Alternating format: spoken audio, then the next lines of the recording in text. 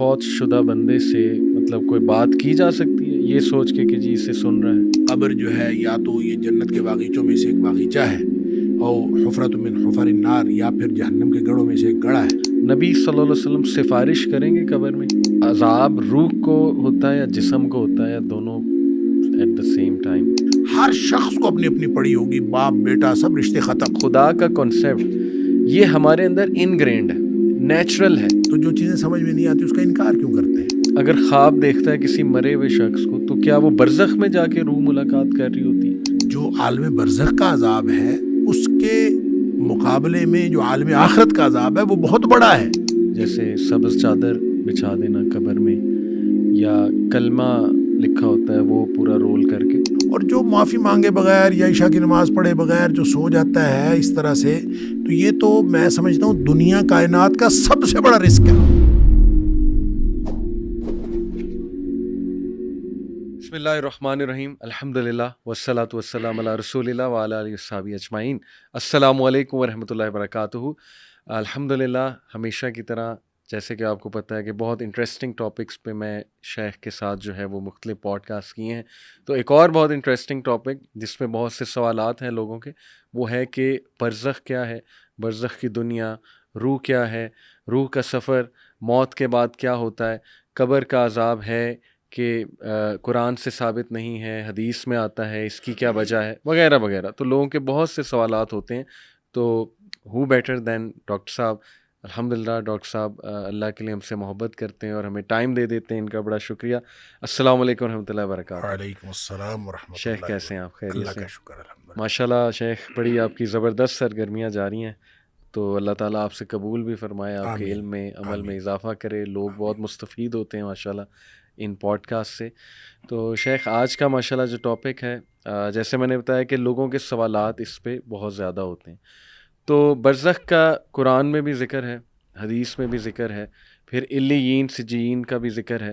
تو انشاءاللہ یہ کہ ہم ان سارے موضوعات پہ میں کچھ سوالات آپ سے کرنا چاہوں گا، لیکن سب سے پہلا سوال وہ روح کے بارے میں آپ سے کرنا چاہوں گا کہ کیا روح اور نفس سیم چیز ہے، اور روح کی نیچر کیا ہے، اور کیا اس پہ زیادہ بات کرنا ممنوع ہے کہ روح ایگزیکٹلی ہے کیا؟ بسم اللہ الرحمن الرحیم۔ دیکھیں، روح کے بارے میں جو اللہ کریم نے قرآن حکیم کے اندر ایک بات ارشاد فرمائی، اس سے لگتا ہے کہ عام طور پہ لوگوں نے سمجھا کہ اس کے بارے میں زیادہ علم نہیں دیا گیا، اور اس کے بارے میں زیادہ گفتگو بھی نہیں کی جانی چاہیے، صحیح، کیونکہ وہاں پہ بھی یہ سوال ہے، یسألونک عن الروح، جی، کہ آپ سے روح کے بارے میں سوال کرتے ہیں، صحیح، اور آپ ان کو فرما دیجیے کہ وما اوتیتم من العلم الا قلیلا، کہ آپ کو بہت تھوڑا علم دیا گیا ہے۔ ٹھیک ہے، اگرچہ اس کے بارے میں شاہ ولی اللہ علیہ الرحمہ اور مختلف مفسرین کا یہ خیال ہے کہ یہ جو کہا گیا ہے قرآن میں کہ وما اوتیتم من العلم الا قلیلا، کہ تمہیں بہت تھوڑا علم دیا گیا ہے، صحیح، یہ جواب دیا گیا تھا بنی اسرائیل کو کہ تمہیں علم تھوڑا دیا گیا ہے۔ اچھا، یہ امت مسلمہ کے لیے یہ نہیں ہے۔ ٹھیک ہے، اسی وجہ سے پھر جو شاہ ولی اللہ علیہ الرحمہ ہیں انہوں نے روح کے اوپر کافی گفتگو کی ہے، اور پھر امام غزالی نے اس کے اوپر کتاب الروح جو ہے،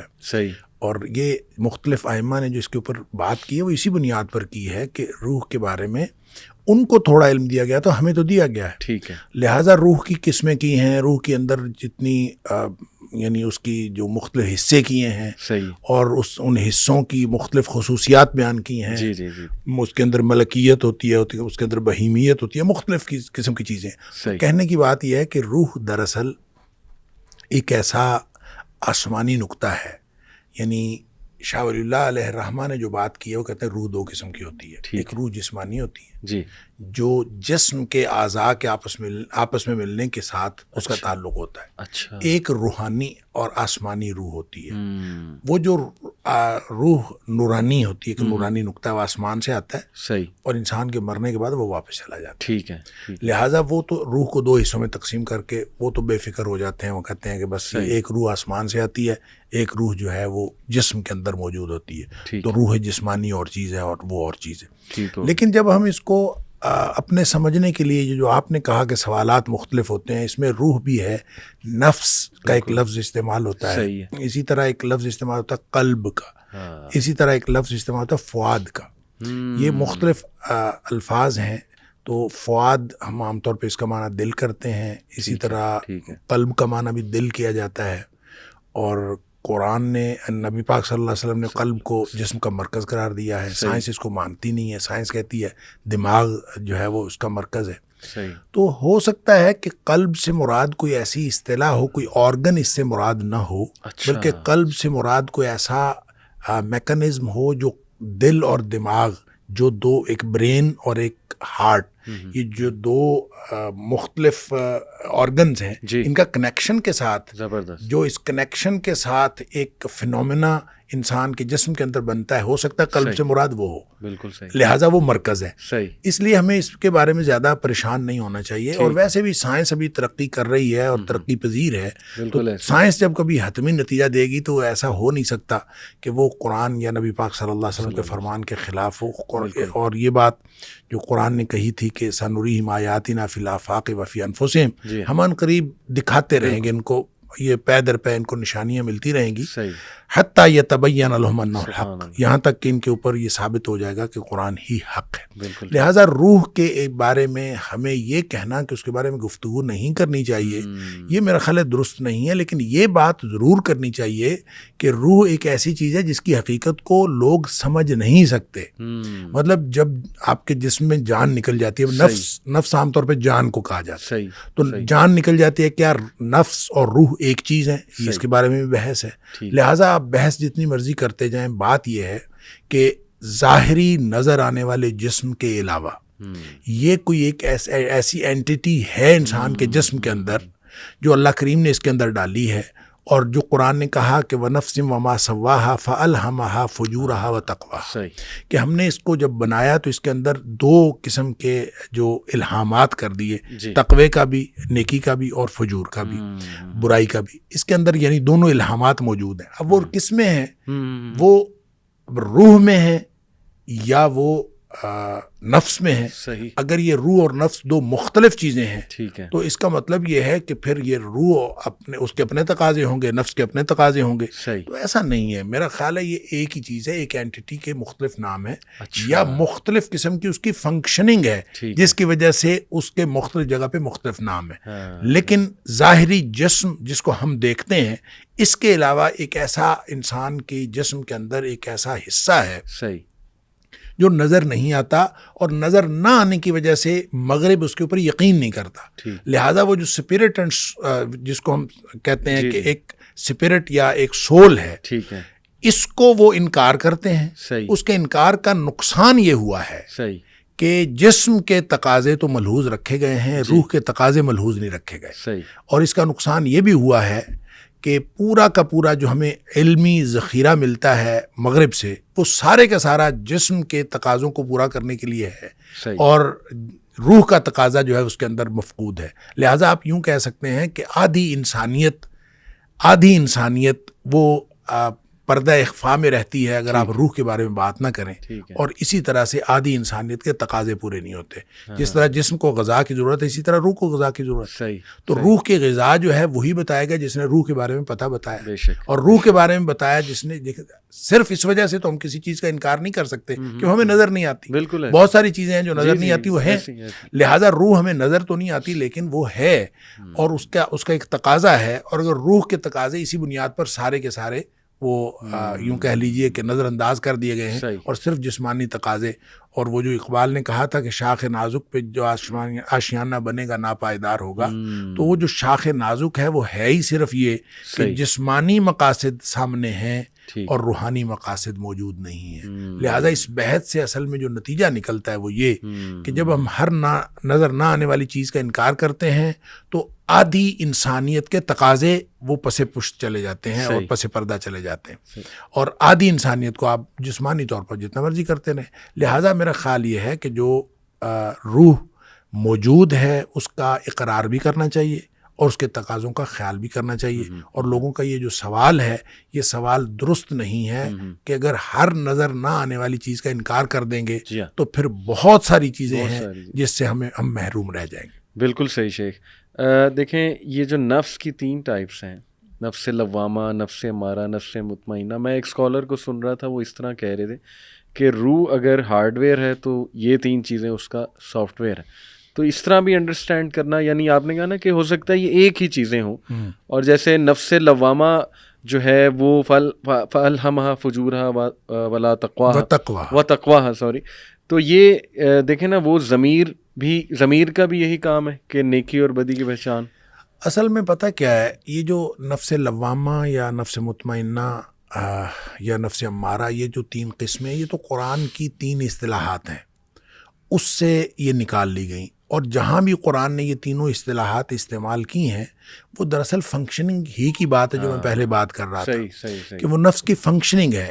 کہ آپ جب ان النفس لامارۃ بالسوء, ٹھیک ہے, کہ یہ جو جسم ہے, یہ جو نفس ہے, یہ ہمیشہ برائی کی طرف دعوت دیتا ہے, الا ما رحم ربی, سوائے اس نفس کے جس کے اوپر اللہ کی رحمت ہو جائے. تو یہ برائی کی طرف دعوت دینے والا نفس کوئی الگ نفس نہیں ہے, یہ نفس کی ایک کیفیت ہے کہ یہ برائی کی طرف دعوت دے رہا ہو. جب یعنی الا ما رحم ربی کا مطلب یہ ہے کہ جب اس کے اوپر اللہ کی رحمت ہو جائے تو پھر وہ ختم ہو جائے گا, وہ معاملہ, اس کی کیفیت چینج ہو جائے گی. تو اس کا مطلب یہ کیفیات ہیں. اسی طرح لفظ لوامہ جو ہے وہ بھی اسی طرح ملامت کرنے والا, جس کو آپ ضمیر کہہ لیں, آپ کوئی اور, وہ ملامت کرنے والا ہے, وہ بھی اس کی کیفیت ہے. ہم نے اس کو درمیان میں رکھ دیا کہ جو ملامت نہیں کرتا وہ امارہ ہے, جو ملامت کرتا ہے وہ لوامہ ہے. وہ نفس لوامہ, یہ جو قرآن نے قسم اٹھائی تو ملامت کرنے والے نفس کی. اور پھر اسی طرح سے نفس مطمئنہ, ارجعی الی ربک راضیۃ مرضیہ. تو نفس مطمئنہ گویا ٹاپ آف دا لسٹ ہے, اور درمیان میں لوامہ ہے, اور نیچے جو ہے امارہ ہے. یہ کیفیات ہیں. نفس امارہ ہی نفس مطمئنہ بنتا ہے. اچھا, ٹھیک ہے, لیکن اس کی اصلاح کرنی پڑے گی. جیسے فرمایا نا کہ وَأَمَّا مَنْ خَافَ مَقَامَ رَبِّهِ وَنَهَى النَّفْسَ عَنِ الْهَوَىٰ. بالکل صحیح. کہ جو اللہ کے سامنے کھڑا ہونے سے ڈر گیا, جواب دہی سے ڈر گیا, تو وہ پہلا کام کیا کرتا ہے, نہى النفس عن الهوى, اس نے نفس کو خواہشات سے روک دیا. تو ظاہر ہے ضبط نفس کریں گے تو پھر اس کی اصلاح ہوگی. جب اس کی اصلاح ہوگی تو یہ امارہ سے لوامہ بنے گا, اور لوامہ سے مطمئنہ بن جائے گا. وہ اس کی پیک کی وہ ایک پوزیشن ہے. صحیح. آپ نے بڑی انٹرسٹنگ بات کی کہ یہ جو قلب ہے, مے بی یہ برین اور ہارٹ کے درمیان جو ایک کنیکشن ہے. تو میں آڈینس کو کہنا چاہوں گا کہ ضرور پڑھیں اس پہ انٹرنیٹ پہ کہ نروس سسٹم آف ہارٹ. اس پہ آج کل گورے ریسرچ کر رہے ہیں کہ دل کا بھی ایک نروس سسٹم ہے. سرکولیٹری سسٹم تو ہے لیکن نروس سسٹم ہے. تو بڑی انٹرسٹنگ باتیں, اس کے اوپر کتابیں لکھی گئی ہیں, لیکن لوگ آرٹیکلز لکھے ہوئے ہیں. لیکن یہ بات ہے کہ دیکھیں سائنس والے بھی ایک عجیب کام کرتے ہیں. وہ جو بات انہوں نے تسلیم نہیں کرنی ہوتی, جس بندے نے کہی ہوتی ہے اس کو سائنسدان ہی تسلیم نہیں کرتے. ایسے ہی وہ کہتے ہیں کہ یہ بات تو اس نے کہی ہے, وہ کوئی اتھینٹک سائنسدان نہیں ہے. تو جس کی تسلیم کرنی ہوتی ہے وہ سائنسدان کو ڈگری تھوڑی ہے, بائسنس بڑی ہے اس میں. وہ جس کی بات تسلیم نہیں کرنی وہ کہتے ہیں یہ سائنسدان ہے ہی نہیں. تو ویسے تو اس کے اوپر بہت لکھا گیا اور لکھا جا رہا ہے. صحیح. شیخ, اللہ سبحانہ و تعالیٰ قرآن میں ہمیں بتاتے ہیں کہ حضرت آدم میں اللہ نے اپنی روح پھونکی. تو ظاہر ہے اس کو لے کے کئی لوگ یہ سمجھے کہ ہم میں اللہ کا پارٹ ہے کچھ. تو یہ کون سی روح ہے جو اللہ سبحانہ و تعالیٰ نے پھونکی ان میں؟ تو یہ وہی تو روح ہے, وہی تو روح ہے. لیکن یہ اللہ کی روح تو نہیں ہے. نہیں, اللہ کی روح نہیں ہے. اللہ نے انسانوں میں روح پھونکی. دیکھیں جب لیکن مر روحی کے الفاظ, مر روحی, دیکھیں بات یہ ہے کہ ساری کائنات اللہ کی ہے. صحیح. صرف روح کیوں اللہ کی ہے؟ ٹھیک. ہر چیز اللہ کی ہے. ہر چیز اللہ کی. تو اللہ نے ہی ہر چیز بنائی ہے. صحیح. تو اس نے اپنی روح جو ہے وہ پھونک دی. روح اس کی ملکیت میں سے, اس کی کائنات میں سے, اس کی بادشاہت میں سے ایک چیز ہے جو اس نے انسانوں میں پھونک دی. صحیح. اب ظاہر اس سے انسان اشرف المخلوقات بن گیا. جو ہی روح پھونکی تو آرڈر تھا کہ جو ہی روح پھونکی جائے گی تو فوراً جو ہے وہ سجدے میں گر جانا ہے. تو روح پھونکی گئی تو سجدے میں گر گئے. اب مسئلہ یہ ہے کہ اس میں ہم خواہ نقطہ افرینی کرتے ہیں. ایسا کوئی اعتراض والی بات نہیں. اللہ کی کائنات ہے, اللہ کی روح ہے, اللہ نے وہ انسان میں پھونک دی. اور وہ ایک ایکسٹرنل, ایک خارجی عنصر ہے جو انسان کے اندر آ گیا.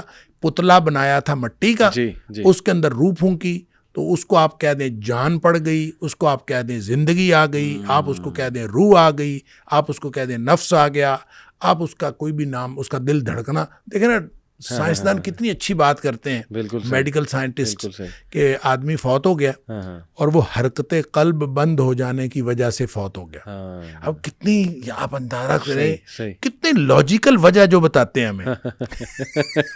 بالکل بھی حرکت قلب بند ہوتی ہے تو بندہ مرتا ہے, ہاں ایسے ہی کامن سینس کی تو بات. کامن سینس کی بات ہے. تو وہ کہتے ہیں حرکت قلب بند ہو جانے کی وجہ سے بندہ. تو صحیح. بات اصل میں یہ ہے کہ یہ وہ چیزیں ہیں جو نہ ہماری سمجھ میں آتی ہے نہ سائنسدانوں کی سمجھ میں بالکل آتی ہے. ٹھیک. تو جو چیزیں سمجھ میں نہیں آتی اس کا انکار کیوں کرتے ہیں؟ اب اس صحیح کا اقرار کریں. صحیح, کیوں؟ جب ہمارے لیے تو اللہ کا شکر ہے, ہم اللہ کا شکر کریں کہ ہم وابستہ ہیں وحی الہی سے. صحیح, ہمارے پاس جواب ہے, ہمیں وہاں سے بتا دیا گیا ہے. صحیح, ہمیں وحی الہی نے جو بات بتا دی, نظر آتی ہے نہیں نظر آتی, ہمارا اس کے اوپر ایمان ہے. صحیح, تو اس لیے ہم کہتے ہیں کہ ایمان اتنی بڑی نعمت ہے کہ جس کو مل جائے اس سے بڑی اور نعمت کوئی نہیں ہے. تو ان کے لیے بھی کوشش کرنی چاہیے اور ان کو بھی کوشش کرنی چاہیے کہ وحی الہی کے ساتھ جڑ کے دیکھ لیں, ہو سکتا ہے ان سارے سوالوں کا جواب مل جائے. صحیح. میں ایک انٹرسٹنگ بات شیخ آپ سے شیئر کرتا ہوں اور آڈینس سے بھی, کہ یہ ہم سنتے ہیں نا الست کا جو پیکٹ تھا کہ اللہ سبحانہ و تعالیٰ نے تمام آدم علیہ السلام کے بچوں سے پیکٹ لیا تھا کہ کیا میں تمہارا رب ہوں. تو ایک 1990 کی دہائی میں یونیورسٹی آف کیلیفورنیا میں ریسرچ ہوئی, نان مسلم, اس کو جو لیڈ کر رہا تھا ریسرچ کو وہ ہندو نیورو سائنٹسٹ تھا. انہوں نے دیکھا یہ کہ ایپیلیپسی کے جو پیشنٹس ہیں, مرگی کا دورہ جنہیں پڑتا ہے, ان کے برین یہاں پہ فرنٹل لوب پہ سامنے پروبز لگائے, اور پروبز لگا کے پھر ظاہر ہے انہوں نے ان کے برین کو وہ اسٹڈی کیا, ایم آر آئی اسکین یا جو بھی وہ کرتے ہیں پروسیجر ہوتا ہے. تو انہوں نے نوٹ کیا کہ جب وہ لوگ ان کو ہوش آیا ایک دم سے تو وہ بہت اسپرچول فیل کر رہے تھے, اور ان کا یہ فرنٹل لوب جو تھا نا, جب اس کو ایکٹیو کیا گیا پروبز کے ذریعے, ذرا اس کو ایکٹیویٹی دی گئی, تو وہ اللہ کی باتیں کرنے لگ گئے, گاڈ کی باتیں کرنے لگ گئے, اور وہ بہت زیادہ ایسی باتیں جو روحانیت سے جن کا بہت تعلق ہے. تو انہوں نے ثابت کیا اس ریسرچ ٹیم نے کہ خدا کا کنسیپٹ یہ ہمارے اندر انگرینڈ ہے, نیچرل ہے, نیچرل فطرت میں ہے, انسٹنکٹ ہے ہمارا, اور فرنٹل لوب جو دماغ کا سب سے ذہین حصہ ہے وہ اس کے لیے رسپانسبل ہے. تو یہ میں نے کہا ایک شیئر کروں, جو آپ بات کہہ رہے ہیں دیکھیں بالکل ٹوٹلی اس سے بھی یہ چیز میچ ہو رہی ہے. شیخ, حضرت جبرائیل کو بھی اللہ نے روح کہا ہے, تو اس کو کیسے سمجھیں گے؟ وہ تو صرف آپ یوں کہہ لیجئے کہ جبریل علیہ السلام کا ایک نام ہے, ٹھیک ہے, روح الامین. اچھا, تو ان کو جب روح کہا ہے تو یہ صرف ان کا نام رکھا ہے. دیکھیں فرشتہ جو ہے وہ ویسے تو ایک نورانی مخلوق ہے, تو اگر ان کو روح کہا جائے کہ وہ اس قبیل کی چیز ہے تو بھی بات ٹھیک ہے, ٹھیک ہے, کوئی سی قبیل کی چیز ہے, ٹھیک ہے. اور لیکن اگر اس کو قرآن نے روح الامین کہا, اور جہاں بھی قرآن نے روح کا ذکر کیا اس طرح سے کہ اس کو ایک پرسنالٹی کے طور پر, تو اس سے مراد جبریل امین ہے. لہٰذا وہاں آپ روح اس کا ترجمہ یہ نہیں کر سکتے کہ ارواح ہے. صحیح. تو وہ قرآن نے جب اسپیسیفکلی جبریل علیہ السلام کے لیے ایک نام لفظ استعمال کر دیا, ٹھیک ہے, ٹھیک ہے. تو اب بات یہ ہے کہ اگر وہ عالم ارواح کی قسم سے ہیں, صحیح, تو فرشتے نورانی مخلوق ہیں, جی ہاں, روح نورانی نقطہ ہے, وہ ایکسٹرنل وجود ہے, وہ انسان کے اندر انگرینڈ کیا گیا ہے. صحیح ہے, تو اس طرح بھی ٹھیک ہے. ٹھیک ہے, اور اگر صرف کہیں کہ جبریل علیہ السلام کا نام ہے تو بھی ٹھیک ہے. بالکل ٹھیک, بالکل ٹھیک, زبردست. اچھا, یہ میں آپ کو بتاؤں کہ اب سائنس اس کا تو انکار کرتی ہے جی کہ سول نہیں ہے, اس کی کوئی ہمارے پاس اوتھینٹک وہ نہیں ہے, ایویڈنس نہیں ہے. لیکن ایک بڑی انٹرسٹنگ چیز ہے شیخ, نیئر ڈیتھ ایکسپیرینس. اس پہ تو باقاعدہ کتابیں لکھی, میں کچھ کتابوں کے نام جو ہے نا وہ بتا بھی دیتا ہوں. گیز انٹو ہیون, یہ one of the best sellers book ہے, اور اس میں بات کی آتھر نے ان لوگوں کی, ان سے انٹرویو لیا جن کو کوما ہو جاتا ہے یا ایکسیڈنٹ کے موقع پہ آدھی موت کی حالت میں ہوتے ہیں, آدھی زندگی کی حالت میں, یا کارڈیک اریسٹ ہوا تو وہ بھی آدھی موت کی حالت آدھی زندگی کی حالت. تو اس حوالے سے پھر لائف آفٹر لائف, یہ تو بیسٹ سیلنگ کتاب ہے, اور یہ اس کی تقریباً 13 ملین کاپیز جو ہے نا وہ سولڈ ہوئی ہیں. اس میں بھی نیئر ڈیتھ ایکسپیرینسز اور امیجن ہیون, جان برکے کی کتاب ہے. تو میں بتانا ایکچولی یہ چاہ رہا ہوں کہ دیکھیں یہ ایک بڑی کامن تھیم ہے ویسٹ میں, تو اس کو سن کے, بلکہ اس پہ ریسرچ بھی ہوئی ہے, ریسرچ پیپرز لکھے گئے ہیں نیئر ڈیتھ ایکسپیرینس میں. تو اس کو سن کے جو ہے نا وہ اب سائنٹسٹ یہ کہتے ہیں کہ دیکھیں مے بی برین میں کانشیسنیس جو ہے نا, یعنی جو وہ روح کو کانشیسنیس کہہ رہے ہیں ان شارٹ, تو تو وہ کہتے ہیں کہ جب انسان مر جاتا ہے, بات مے بی سے شروع ہوتی ہے. ہاں مے بی وہ ظاہر ہے آپ کو پتہ ہے کہ آپ نے جو بات کی کہ اگر وہ اسی بات کو مانیں گے جو ان کے اس آئیڈیالوجی کے ساتھ فٹ بیٹھ رہی ہے, ورنہ وہ کوئی اور نام اسے دے دیں گے. جیسے اسٹیفن ہاکنگ انٹیلیجنٹ ڈیزائن کو مانتا تھا, لیکن وہ اتنا اس میں بائسنس تھی, اس نے کہا کہ نہیں گاڈ نہیں ہے, یہ کوئی انرجی ہے, تو وہ انرجی پہ ڈال دیا سارا اس نے.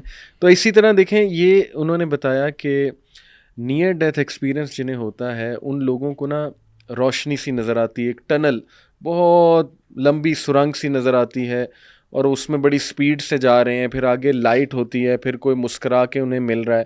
یعنی اس طرح کی عجیب و غریب انہوں نے باتیں اٹھ کے کی کہ ہمیں یہ دکھائی دیا, ہمیں یہ نظر آیا. تو اس کو دیکھ کے سائنٹسٹ یہ کہتے ہیں کہ دیکھیں جب انسان مر جاتا ہے تو 1 گھنٹے تک برین اس کا زندہ رہتا ہے. تو برین جیسے خواب کریٹ کر سکتا ہے اسی طرح یہ سینز بھی کریٹ کر سکتا ہے. لیکن حیران کن بات یہ کہ سب کو ہی سیم سینز, ملتے جلتے سینز جو ہے نا وہ نظر آتے ہیں. تو آئی تھنک یہ بھی بڑی انٹرسٹنگ چیز ہے کہ واقعی کچھ تو ہے. دیکھیں بات یہ ہے کہ اللہ تعالیٰ نے نیند کو موت کی بہن قرار دیا. صحیح. اور بلکہ قرآن میں اللہ تعالیٰ نے فرمایا یہ موت ہے, نیند بھی موت ہے. صحیح. فرق صرف اتنا ہے کہ اس کے بعد انسان کی دوبارہ زندگی ہو جاتی ہے, اس کے بعد نہیں ہوتی. اور ہمیں جو دعائیں وغیرہ سکھائی گئی ہیں سوتے وقت کی, ان کے ساتھ ان کے اندر بھی یہی کچھ ہے. صحیح. کہ اللہم بسمک اموت واحیا, بسمک ربی وضعت جنبی فبک ارفعہ ان امسکت نفسی فرحمہ وان ارسلتها فاحفظها بما تحفظ بعبادک الصالحین. کہ اللہ میں تیرے نام پر مر رہا ہوں. صحیح. یعنی مرنے کے لیے تیار. سبحان اللہ. اب میں تیرے نام پر زندہ رہوں, زندہ اٹھوں گا. صحیح. اگر تو مجھے دوبارہ نہ اٹھائے, اس کو روک لے, مطلب روح تو نکل گئی ہے. صحیح. صحیح. اگر تو اس کو روک لے تو پھر اس کے اوپر رحم کرنا. صحیح. اور اگر تو اس کو واپس کر دے صحیح. تو پھر اس کے اوپر اسی طرح سے فضل کرنا جس طرح تو کرتا ہے اپنے نیک بندوں کے اوپر. اب یہ دیکھیں یہ بالکل کلیئر کٹ ہے کہ یہ موت بھی جو ہے, یہ نیند جو ہے یہ بھی موت. تو اس کے درمیان میں ایک ہے بے ہوشی. صحیح. صحیح. کہ آپ سینس لیس ہو جاتے ہیں کسی وجہ سے. اچھا, نیند کے خواب تو آپ سب نے, ہم سب نے ایکسپیرینس کیے ہیں. یہ بے ہوشی والے خواب کبھی ایکسپیرینس نہیں ہوتا عام طور پر. مجھے ایک دفعہ یہ ایکسپیرینس ہوا خود. اچھا. کہ مجھے ایکسیڈنٹ ہوا تو پاؤں میں چوٹ لگی. صحیح. اور کوئی ایسا مطلب زخم آیا کہ بہت ایک خون کا فوارہ تھا, بالکل پھوٹ رہا تھا. اچھا اچھا. خیر میں وہاں یہ جو ڈیوائیڈر ہے سڑک کا اس کے اوپر بیٹھ گیا, تو وہ بیٹھنے کی وجہ سے ٹانگ چونکہ نیچے تھی نا تو خون اور زیادہ نکلا. اچھا, اس دوران مجھے یہ یاد ہے کہ میں ڈیوائیڈر کے اوپر بیٹھا اور اس کے بعد مجھے کچھ نہیں یاد. اچھا, اس کے بعد کیا یاد ہے وہ میں بتاتا ہوں آپ کو.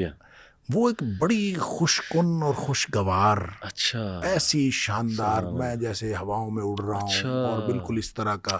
مطلب آپ پہلے جب میں بیٹھا تھا تو ایکسیڈنٹ کے بعد آپ کو پریشانی, سڑک پہ پڑے ہوں آپ تو کتنی پریشانی ہوتی. پھر جو ہی مجھے ہوش آیا ہے تو میں سڑک پہ لیٹا ہوا تھا اور ارد گرد لوگ تھے اور وہی پریشانی پھر شروع ہو گئی. اچھا, اس کے درمیان میں بڑا ہی پرسکون وقت ہے. اچھا, ویری انٹرسٹنگ. تو میں یہ کہتا ہوں کہ اگر موت ایسی ہے تو انشاءاللہ وہ تو راحت کا سامان ہے. جیسے نبی پاک صلی اللہ علیہ وسلم نے فرمایا, وہ صبح شام کی دعاؤں میں جو دعا آتی ہے, اللہم اصلح لی دینی الذی هو عصمت امری واصلح لی دنیای التی فیہا معاشی واصلح لی آخرتی التی فیہا معادی واجعل الحیات زیادۃ لی فی کل خیر واجعل الموت راحۃ لی من کل شر. اللہ میری موت کو ہر قسم کے شر سے راحت کا سامان بنا دے. تو اس کا مطلب ہے موت, جب مومن کی موت آتی ہے نا تو وہ تو خوش کن ہے. صحیح. اور ایک بڑے خوشگوار تجربہ ہے. اور اس کے بعد بلکہ وہ جو حدیث کے اندر آتا ہے کہ مومن کو تو موت سے پہلے اس کے کان میں خبر دی جاتی ہے. اچھا. موت کا فرشتہ آ کے کان میں کہتا ہے اے پاکیزہ روح, صحیح, نکلو. صحیح. اب اس کو کہا جا رہا ہے نکلو. صحیح. ابھی وہ نکلی نہیں ہے. صحیح. ٹھیک ہے, نکلنے سے پہلے پیغام آیا. اس کو کہا جا رہا ہے نکلو الی مغفرۃ من اللہ و رضوان. صحیح. اللہ کی مغفرت اور اللہ کی خوشنودی تیرا انتظار کر رہی. واہ. اب اندازہ کریں کہ جس کو دنیا میں پڑے ہوئے یہ خبر ملے, کیا بات, کہ اللہ کی خوشنودی اور اللہ کی مغفرت میرا انتظار کر رہی ہے. جی. تو اب اس کا مطلب یہ ہے کہ وہ تو فوراً نکلے گا. اللہ. بھاگے گا. بالکل. تو یہی فرمایا کہ اس کی پھر روح یوں نکلتی ہے, فتخرج تسیل, یوں بہاؤ کی صورت میں فوراً بہتے ہوئے نکلتی ہے, کما تخرج القطرۃ من فی السقا, جس طرح سے مشک پانی کی بھری ہوئی ہو اور اس میں سے اس کا بند کھول دیا جائے تو فوراً پانی نکل جاتا ہے. صحیح. اب یہ مشک کی یعنی آپ بوتل پانی کی بھری ہوئی ہے نا, اس کو آپ الٹ دیں تو فوراً پانی نہیں نکلتا. اس کو کھول کے آپ الٹ دیں تو فوراً تو پانی نہیں نکلتا. بالکل صحیح. مشک جو ہے پانی کی, وہ چمڑے کی مشک ہوتی ہے, اس کا دھانا اور اس کا پیٹ برابر ہوتا ہے. جی جی جی جی. اور اس کو اگر باندھا ہوا ہو جی تو اس کو کھولتے ہیں تو وہ فوراً نکل جاتا ہے, کیونکہ اس کا دھانا اور پیٹ برابر ہوتا ہے. صحیح صحیح صحیح صحیح. لہٰذا یہ مثال یہ بتاتی ہے کہ جب مومن کی موت آتی ہے تو انتہائی خوشگوار مرحلہ اس کے اوپر آتا ہے. پہلے بھی مشکل ہوتی ہے, بعد میں مشکل ہوتی ہے, اور یعنی اس کو پوری زندگی پیچھے مشکل ہوتی ہے. جو ہی آتی ہے تو اس کے بعد اللہ تعالیٰ اس کو آسانیاں پیدا کر دیتا ہے, اور وہ جو آسانیاں ہیں پھر آگے انشاءاللہ آسانیاں ہی آسانیاں. تو یہ موت کا جو مرحلہ ہے ایک گویا یعنی جب نیند کے ساتھ نیند اور موت کی مشابہت ہے تو اس کا مطلب ہے کوئی کیفیت تو ایسی ہے, وہ لائٹ کی ہو, وہ جیسی بھی ہو, اور میرا خیال ہر ایک کے اعمال کے مطابق ہوگی. جیسے نبی کریم صلی اللہ علیہ وسلم نے فرما دیا کہ مومن کی موت اور طرح کی ہے, کافر اور منافق کی موت اور طرح کی ہے, لہٰذا دونوں کی موت میں فرق ہے. اچھا شیخ, آپ نے ویسے خود بھی مینشن کر دیا, لیکن دوسرا بڑا امپورٹنٹ سوال یہ ہے کہ روح کس طرح سے قبض کی جاتی ہے, مومن کی کس طرح سے, کافر کی کس طرح سے, پھر اس کی پوری جرنی ہے ایک لمبی حدیث میں کہ وہ 7ویں آسمان تک جاتی ہے, پھر قبر تک کیسے آتی ہے, اور سورہ قیامہ میں شیخ جو ہے کہ ٹانگ کے ساتھ ٹانگ جوڑ دی جاتی ہے, غالباً یہ الفاظ ہیں, تو وہ کیا ہے موت کے ٹائم؟ یہ تو والتفت الساق بالساق. اچھا, یہ جو موت کے ٹائم کفن جب باندھ رہے ہو, موت کے وقت جب ویسے بھی جب اگر کوئی نہ بھی باندھے تو جب آدمی کسی کی بھی موت ہو رہی ہوتی ہے تو وہ ٹانگ سے ٹانگ رگڑی جا رہی ہوتی ہے. صحیح صحیح, وہ بھی اس سے مراد ہے, اور جو اس کا باندھ دینا ہے وہ بھی اس سے مراد ہے. ٹھیک ہے ٹھیک ہے. تو ایسی کوئی بات نہیں ہے کہ وہاں سے نکالی جاتی ہے روح؟ ہاں, یہ بھی یہ ہے. یہ دوسری حدیث میں ہے. یہ تو قرآن کی بات ہے نا والتفت الساق, لیکن یہ بات حدیث میں ہے کہ جو جان نکلتی ہے وہ پاؤں کی طرف سے شروع ہوتی ہے اور نکلتے نکلتے یہاں تک آتی ہے. اچھا. اور وہ جو نرخرے سے معلم یغرغر ہے نا, کہ اگر یہاں سے آواز آنے سے پہلے توبہ کر لے تو توبہ قبول ہوتی ہے. اللہ, صحیح. اور یہ یہاں سے جو آواز آنی ہے وہ اس وقت آنی ہے جو باقی جسم سے جان نکل جانی ہے, بالکل آخری مرحلہ ہے. صحیح. یہاں سے بالکل ختم. سبحان اللہ سبحان اللہ. تو پھر مومن کی کیسے کیپچر ہوتی ہے, اور جو ہے منافق یا کافر جو ہے اس کی کیسے؟ اچھا جی, اس کے بارے میں تو ایک حدیث ہے, نبی کریم صلی اللہ علیہ وسلم نے فرمایا, اور لمبی حدیث ہے, برا بن عازب رضی اللہ تعالیٰ اس کے راوی ہیں, کہ نبی کریم صلی اللہ علیہ وسلم کسی جنازے میں تھے اور قبر کی تیاری میں بھی دیر تھی, تو جیسے سب انتظار میں بیٹھ جاتے ہیں, تو نبی پاک صلی اللہ علیہ وسلم نیچے بیٹھ گئے. آپ کے ہاتھ میں ایک چھڑی تھی. صحیح. اور آپ زمین میں جیسے آدمی کچھ سوچ رہا ہوتا ہے تو ساتھ ساتھ ایسے. تو پھر آپ نے اس موقع پر ایک بات ارشاد فرمائی. اچھا. پھر آپ نے دونوں کیفیتوں کو الگ الگ بتایا. آپ نے فرمایا جب مومن کی روح نکلتی ہے تو فرشتے آتے ہیں, ملک الموت جنت سے کفن لے کے آتے ہیں. صحیح. اور وہ جیسے میں نے پہلے بھی عرض کیا کہ وہ آ کے فرشتے سارے اپنی اپنی ڈیوٹیاں لگ جاتی ہیں, اور پھر وہ اس کے کان میں آ کے کہتا ہے ایتھا النفس الطیبہ, اے پاکیزہ روح, صحیح, نکلو. صحیح. اخرجی الی مغفرۃ من اللہ و رضوان, سبحان اللہ, اللہ کی مغفرت اور اللہ کی خوشنودی کی طرف نکلو. اللہ اللہ. تو پھر وہ تو فوراً نکلتی ہے نا, مطلب اس کا مطلب خوش ہوتی ہے, وہ تو خوش ہوتی ہے, وہ تو نکلنے کے لیے پھر دیر ہی نہیں لگتی. اور وہ جیسے پانی کی مشک بھری ہوئی ہے تو بند کھول دیا جائے, تخرج تسیل کما تخرج القطرۃ من فی السقا, وہ نکل جاتی. ٹھیک. تو دوسرا جو ہے, جب وہ مومن کے علاوہ کافر اور منافق کی موت کے لیے جب فرشتے آتے ہیں تو نبی کریم صلی اللہ علیہ وسلم نے فرمایا وہ جہنم سے بدبودار کفن لے کے آتے ہیں. اب اس طرح ڈیوٹیاں لگ جاتی ہیں, سب بیٹھ جاتے ہیں, تو وہ جو ملک الموت ہے وہ اس کے کان میں آ کے کہتا ہے ایتھا النفس الخبیثہ, اے ناپاک روح, نکلو, اخرجی, باہر نکلو, الی سخط من اللہ و غضب, اللہ کی ناراضگی اور اللہ کے غضب کی طرف نکلو. اللہ کی ناراضگی اور اللہ کا غضب تیرا انتظار کر رہا ہے. آپ اندازہ کریں جس کو یہ کہا جائے اور ادھر دنیا میں پڑے ہوئے اس کو یہ خبر مل جائے کہ اللہ کی ناراضگی اور اللہ کا غصہ میرا انتظار کر رہا ہے، تو وہ کیوں نکلے گی؟ جی ہاں جی ہاں، پھر نبی پاک صلی اللہ علیہ وسلم فرمایا فَتُفَرَّقُ فِي جَسَدِهِ، وہ پھر جسم کے اندر چھپتی پھرتی ہے، اوئے ہوئے، کبھی ادھر جاتی کبھی ادھر، اس کا مطلب ہے ایک اینٹی ہے نا، بالکل روح ایک بالکل، چیز ہے، اس کی بھی ایک پوری سمجھ ہے روح ہاں کی جی، اپنی. وہ بھاگتی پھرتی ہے، فَتُفَرَّقُ فِي جَسَدِهِ، جسم کے اندر بھاگتی پھرتی ہے، باہر نہیں نکلتی.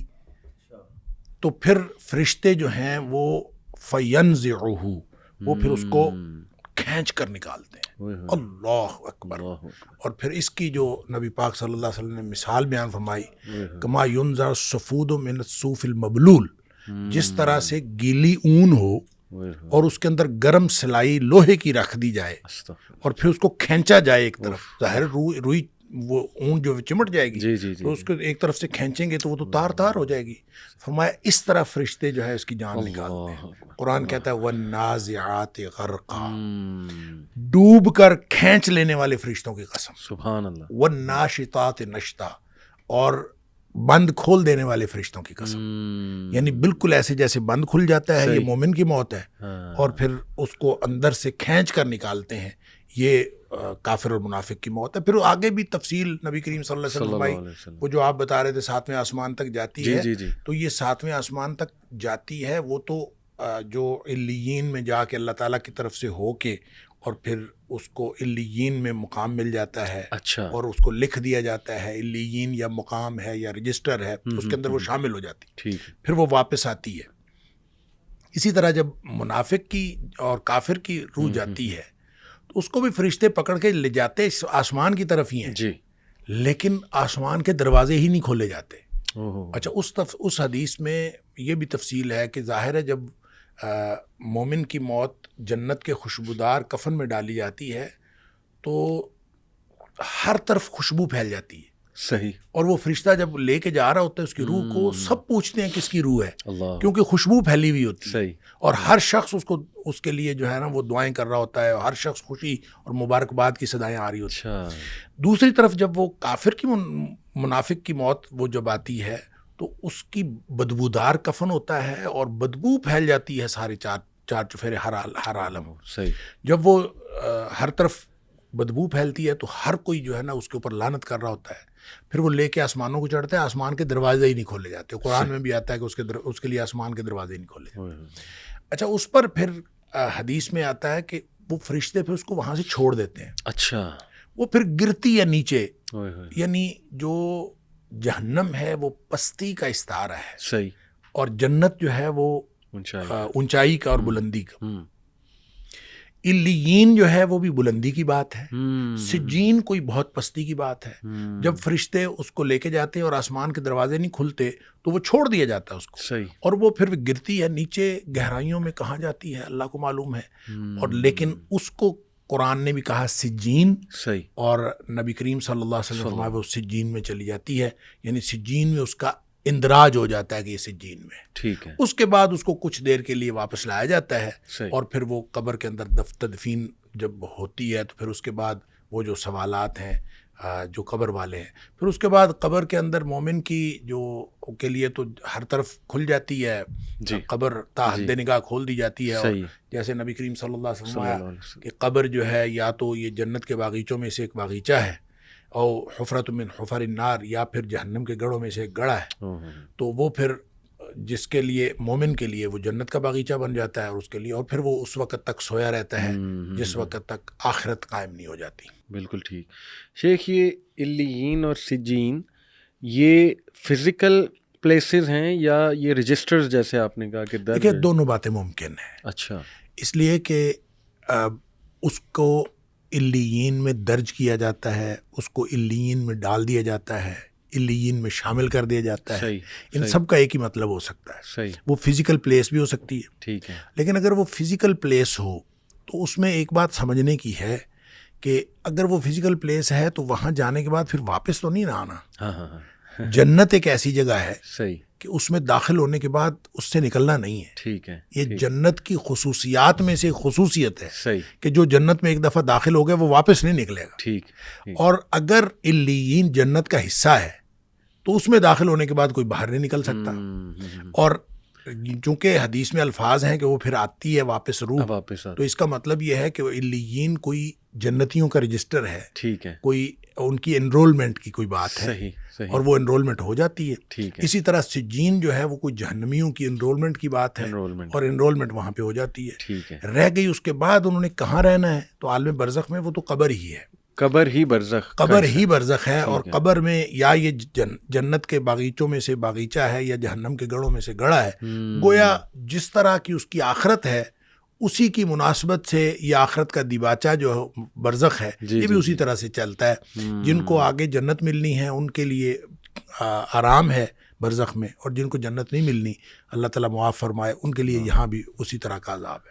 بالکل. تو یہ جو کہا جاتا ہے کہ حدیث ہے، بلکہ صحیح حدیث، کہ شہداء کی روح پرندوں کے جسموں میں ہیں اور وہ جنت کے باغوں میں جا کے جو ہے نا درخت سے پھل کھاتی ہیں، وہ بھی یہ برزخ میں ہے. Of course. اچھا. اس کی وجہ یہ ہے کہ دیکھیں اصل میں جو برزخ ہے نا یہ آخرت اور دنیا کے درمیان ایک پردہ ہے. پردہ ہے، ٹھیک ہے. ٹھیک ہے. کتنا لمبا پردہ ہے، ظاہر ہے جب تک حشر قائم نہیں ہوتا تب تک کا یہ پردہ ہے. ٹھیک ہے. تو یہ چند 100 سال ہو یا چند 1000 سال ہو یہ تو اللہ کو معلوم ہے. صحیح. تو آپ کا کیا خیال ہے کہ چند 100 سال یا چند 1000 سال جو جنتی روح ہے وہ کیا قبر کی مٹی کے نیچے رہے گی؟ صحیح صحیح. ایسے تو نہیں ممکن نا. تو جنتی روح کو جنت کا سا ویٹنگ روم ملے گا نا. ٹھیک ہے. تو وہ جنت کا سا جو ویٹنگ روم ہوگا وہ جنت ہوگی. سبحان اللہ. یعنی ایک ویٹنگ روم وہ، ہاں، اور وہ جنت ہوگی. اور وہ ہر طرف جب تا حد نگاہ قبر کھل گئی تو وہ جنت ہے. یعنی اس کو ہم یہ کیسے کہہ سکتے ہیں کہ وہ جنت نہیں ہے؟ گویا برزخ ہی ہوگا، لیکن برزخ میں اس کے حالات جو ہیں وہ جنت والے ہوں گے. صحیح. دوسری بات یہ ہے کہ اس کو آپ ایک اور اینگل سے بھی دیکھنے کی ضرورت ہے ان ساری باتوں کو. کہ دیکھیں انسان یہاں سے فوت ہوتا ہے اور مرنے کے بعد پھر قبر میں جاتا ہے، قبر سے نکلے گا حشر میں جائے گا، حشر سے نکلے گا اور پھر یہ یعنی پل صراط سے بھی گزرنا ہے، جہنم کو بھی دیکھنا ہے، اور پھر اللہ کرے جنت میں جنت اور جہنم کا فیصلہ، اللہ تعالیٰ ہم سب کو جنت الفردوس عطا فرمائے. یہ ایک لمبا سفر ہے. صحیح ہے. صحیح. اس میں برزخ ایک بڑی لمبی زندگی ہے. پھر اس کے بعد آخرت میں کا پہلا دن جو ہے قیامت والا دن 50,000 سال کا دن ہے. سبحان اللہ. اب وہ دیکھیں کتنا لمبا دن ہے. بڑا لمبا عرصہ ہے یہ سارا. صحیح. مومن کے لیے یہ اتنا لمبا نہیں ہوگا. ٹھیک ٹھیک. اب دیکھیں وہ سارا سکویز کر دیا جائے گا. صحیح. اور وہ اس کے لیے تو وہ تو ایسے ہے جیسے عصر سے لے کے مغرب تک کا وہ وقت ملتا ہے، اس کو فوراً گزر جائے. اس کا مطلب یہ سارے مراحل آنے ہیں لیکن مومن کے لیے تکلیف دہ نہیں ہوں گے. صحیح. یعنی کوئی بھی مرحلہ ہوگا تکلیف دہ نہیں ہوگا. جب جیسے قیامت کی بات کی قرآن نے، یوم یفر المرء من اخیہ وامہ وابیہ وصاحبتہ وبنیہ لکل امرئ منہم یومئذ شأن یغنیہ. ہر شخص کو اپنی اپنی پڑی ہوگی، باپ بیٹا سب رشتے ختم. صحیح. لیکن ساتھ فرمائے وجوہ یومئذ مسفرہ، کچھ چہرے چمک رہے ہوں گے. اللہ. یعنی انتہائی خوفناک صورتحال بتا کے سبحان اللہ بتایا کہ وجوہ یومئذ مسفرہ، کچھ چہرے چمک رہے ہوں گے. اور صرف چمک نہیں رہے ہوں گے، ضاحکۃ مستبشرہ، خوش ہوں گے اور ہنس رہے ہوں گے. سبحان اللہ اللہ. اس ماحول میں کچھ ہنس رہے ہوں گے. تو اس کا مطلب ہے مومن کے لیے یہاں تک ہی ہے ساری جو خرابیاں ہیں، اور مومن کے لیے ساری سختیاں موت سے پہلے تک ہیں. اللہ. جو ہی اس نے موت آنی ہے تو اس کے بعد تو آسانیاں شروع ہو گئی. اور اس دن وہ سختی جتنی بھی ہو، جتنی مرضی سختی کا دن ہو، سختی کی صورتحال ہو، پل صراط ایون ہو جس کے بارے میں کہا کہ وہ بہت باریک ہے، جہنم کے اوپر پل ہے اور وہ بال سے زیادہ باریک، تلوار سے زیادہ تیز، تو ظاہر اس سے گزرنا مشکل. تو مومن تو وہاں سے یوں گزریں گے جیسے بجلی چمکتی ہے. تو اس کا مطلب ہے ان کو تو گزرنے کے لیے کوئی دقت نہیں ہوگی. بالکل صحیح. تو یہ ساری چیزیں آسان ہوتی جائیں گی اہل ایمان کے لیے. صحیح ہے صحیح، یہ سارا کا سارا پروسیجر ہونا ہے. اللہ. لیکن اس پروسیجر کے دوران مومن کی زندگی جنت کی زندگی ہوگی. اور اس کے لیے اور بھی بہت سارے دلائل ہیں. جیسے مثال کے طور پر نبی کریم صلی اللہ علیہ وسلم نے فرمایا جو شخص ہر فرض نماز کے بعد آیت الکرسی پڑھتا ہے، صحیح، اس کے اور جنت کے درمیان صرف موت کا فاصلہ رہ جاتا ہے. صحیح صحیح. گویا یہاں سے اس کی آنکھ بند ہوئی اور اس کی آنکھ جنت میں کھلنی ہے. اللہ. تو جب ایسا ہے مومن کے لیے صحیح، تو اس کی تو موجیں لگی ہوئی ہیں. اللہ تعالیٰ ایمان کے ساتھ لے جائے تو آنکھ جنت میں کھلنی ہے، چاہے آپ اس کو قبر میں دفنا کے آئے ہیں، اس کی آنکھ جنت میں کھلنی ہے، اور اس کے لیے باقی سارے معاملات ایسے ہی ہیں جیسے جنتیوں کے VIP قسم کے اس کے ساتھ ٹریٹمنٹ ہو رہی ہوگی، اور وہ مراحل کے اندر کسی کو کوئی پریشانی نہیں ہوگی۔ تو اس لیے یہ پتہ یہ چلتا ہے کہ عالم برزخ کے سارے مراحل ہوں گے اور اسی طرح سے ہو رہے ہوں گے، لیکن مومن کے لیے وہ وقت کے اعتبار سے بھی اتنے وہ مشکل نہیں ہوں گے، اور عملی طور پر اس میں مشکل تو مومن کے لیے ہوگی نہیں بالکل، اور مومن خوش ہوگا ہر معاملے میں۔ اللہ تعالی ہمیں ایمان دے، آمین۔ آپ نے جس طرح شیخ بتایا ماشاءاللہ، دیکھیں کتنی بشارتیں بھی ہیں، وہ پھر لوگ اکثر کہتے ہیں نا کہ یار ڈرایا زیادہ جاتا ہے اور بشارتیں کم سنائی جاتی ہیں، تو دیکھیں ماشاءاللہ آپ نے جو آیات سنائی اس میں تو ہے کہ وہ ہنس رہے ہوں گے اس دن اور ان کے چہرے ماشاءاللہ چمک رہے ہوں گے، تو ہمیں تو اللہ سے دعا کرنی چاہیے ہم ان میں سے شامل ہوں، اور میدان حشر بھی آپ نے کہا آسان ہوگا انشاءاللہ ان لوگوں کے لیے۔ تو میدان حشر میں تو دیکھیں سارے مراحل ہی، حضرت عائشہ صدیقہ رضی اللہ تعالیٰ عنہا سے نبی پاک صلی اللہ علیہ وسلم نے یہ فرمایا کہ عائشہ جس کا حساب کتاب شروع ہو گیا نا تو وہ پکڑا گیا، وہ بچ نہیں سکتا، جس کا حساب شروع ہو گیا وہ بچ نہیں سکتا۔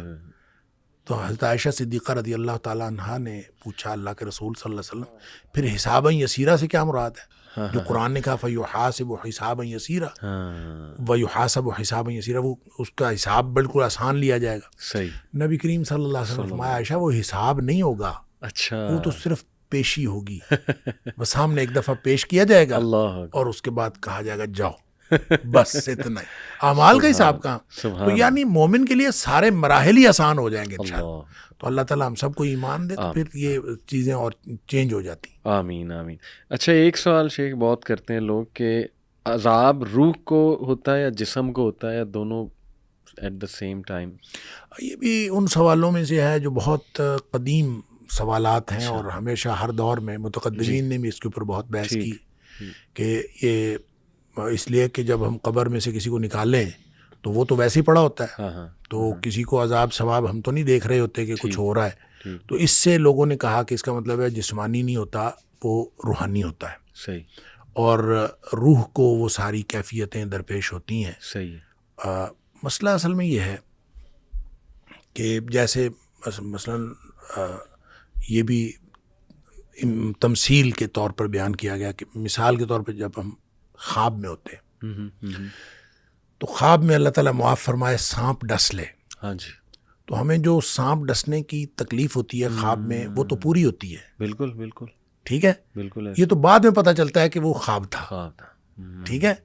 تو اسی طرح اگر صرف محض روحانی طور پر ان کو دکھایا جائے کہ آپ کو سانپ ڈس رہے ہیں اور بچھو ڈس رہے ہیں اور اس طرح سے ہو رہا ہے، بظاہر وہ آرام سے پڑا ہوا ہے، فزیکلی وہاں پہ بچھو سانپ کوئی نہیں ہے، تو تکلیف تو اتنی ہی ہے۔ سبحان اللہ، بالکل بالکل صحیح۔ مطلب اگر اس کو تو بعد میں پتہ چلتا ہے، جیسے ہم خواب میں تو بعد میں ہم بیدار ہو جاتے ہیں، وہاں تو بیداری کوئی نہیں ہے، وہاں تو وہ بیدار ہو چکا ہے، بیداری کی حالت میں ہی ہو رہا ہے۔ کچھ لوگ کو نائٹ میں آتے ہیں پسینے چھوٹے ہوتے ہیں اور وہ بلکہ چیخ رہے ہوتے ہیں، رو رہے ہوتے ہیں نائٹ میں۔ تو یہ کیفیت جو جس کو اللہ کریم نے عذاب کہا ہے جی، وہ تو عذاب ہے۔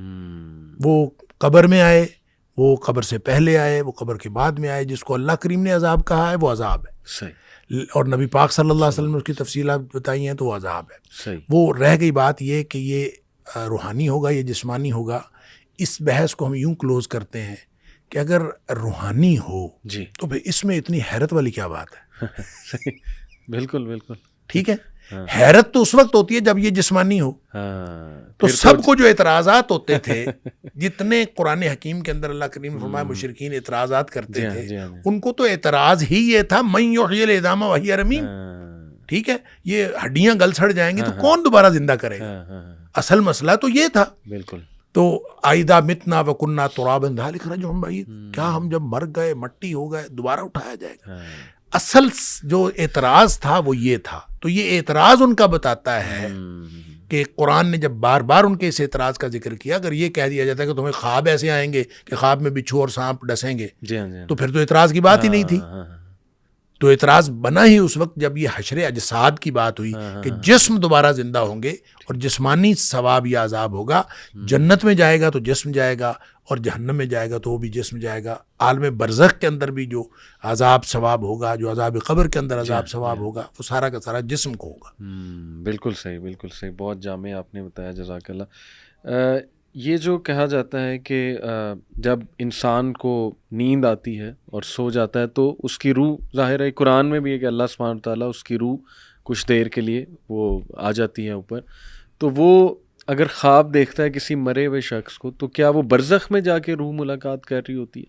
نہیں, کوئی ضروری نہیں ہوتا. اچھا, دیکھیں دکھایا جانا ہے نا, صحیح, تو دکھایا جانا ایسے بھی ہو سکتا ہے کہ آپ کو وہاں لے جا کے دکھایا جائے.